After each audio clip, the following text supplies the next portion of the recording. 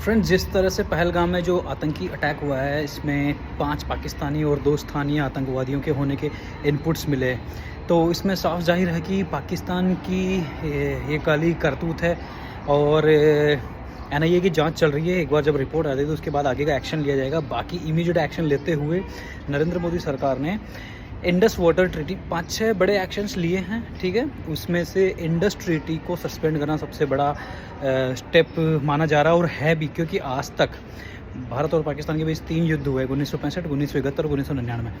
उन तीनों युद्ध हमने जीते हैं। वो बात अलग है कि पाकिस्तान की किताबों में ये पढ़ाया जाता है कि 1965 की लड़ाई उन्होंने जीती थी।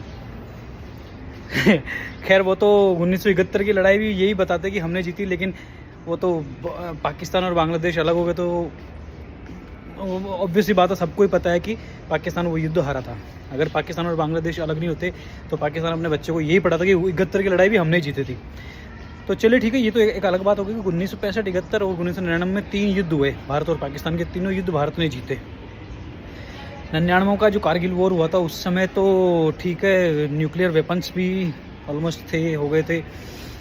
अब बात आती है कि जो रिसेंट में जो अटैक हुआ है इसका क्या। अब एक थ्योरी तो ये आ रही है कि 25 अप्रैल को सिंध प्रांत में बहुत बड़ा मासिव प्रोटेस्ट होने वाला था। सिंध के लोग करने वाले थे पाकिस्तानी सरकार के खिलाफ, क्योंकि पाकिस्तान की सरकार की जो नीतियां रही है वो सिर्फ और सिर्फ पंजाब नाम का जो राज्य है, पंजाब जो रीजन है, पाकिस्तान की जो सेंट्रल गवर्नमेंट है ना, वो बलूचिस्तान पे डेवलपमेंट करती है, ना सिंध प्रांत में करती है। गिलगिट बाल्टिस्तान को तो भगवान भरोसे उन्होंने छोड़ रखा है। अच्छा, बात जो आती है पंजाब रीजन, क्योंकि सारे बिजनेसमैन, सारे बड़े पॉलिटिशियंस वहीं से निकलते हैं और उसी एरिया को निहाल करने में ये लोग लगे हुए।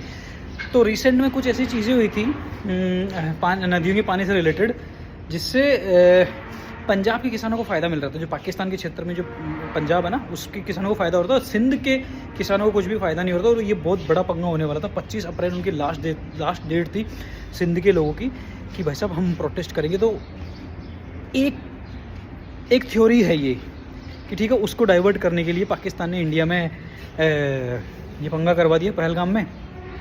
अब इसके फलस्वरूप क्या होगा, इंडिया पाकिस्तान में वॉर या मिनी वॉर या कुछ पंगा, लड़ाई झगड़ा होगा, तो लोगों का ध्यान डाइवर्ट हो जाएगा और लोग नेशनलिज्म के चक्कर में इसको माइन्यूट कर देंगे, इस मैटर को।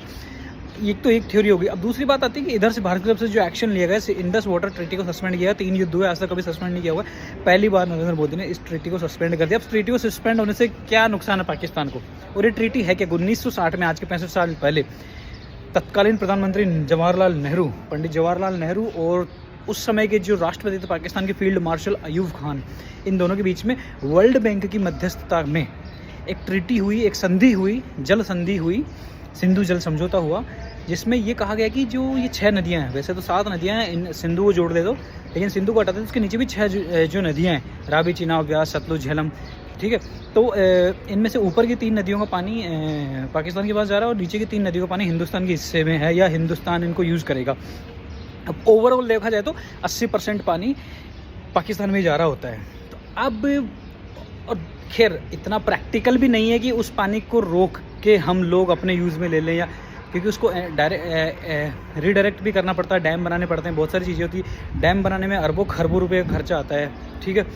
तो हाँ, लेकिन ये कि सस्पेंड करने से इमीडिएट भारत पाकिस्तान कुछ नहीं बिगाड़ पाएगा, लेकिन इंडस वाटर ट्रीटी को सस्पेंड करके ये सबक दे दिया कि हम भैया इसमें जो शर्तें, उस समय समझौते में जो शर्तें थी वो शर्तें नहीं मानेंगे, और हिंदुस्तान के यूज़ में जितना पानी लेना लेंगे, और पाकिस्तान को तरसा सकते हैं पानी के लिए। पाकिस्तान के जो खेती करने वाले लोग हैं, वहाँ के जो मुसलमान जो खेती करते हैं, वो जब तरसेंगे पानी के लिए तो वो अपनी सरकार को गालियाँ देंगे। सरकार के खिलाफ वहाँ पर जो मूवमेंट्स होंगे वो एक इसका फ्यूचर में होने वाली एक चीज़ है।